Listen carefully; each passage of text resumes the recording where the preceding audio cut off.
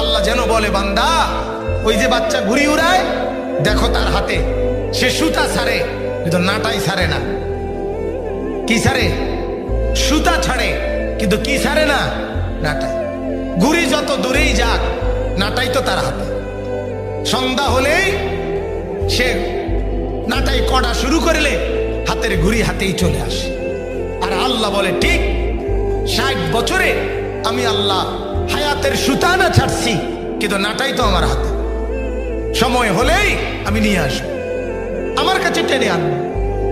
তাহলে এরপরে আল্লাহ তাআলা বলেন, আল্লাহ নবী সাল্লাল্লাহু আলাইহি সাল্লাম বলেন, অতএব প্রথমে কথা মনে রাখবেন বাজার, যিনি আপনার শরীয়তের বিধান পরিত্যাগ করছেন উনি অহংকারী। উনি কি বলেন না, আপনারা যারা ফজরের নামাজ পড়েন না আপনারা ভদ্র না অহংকারী?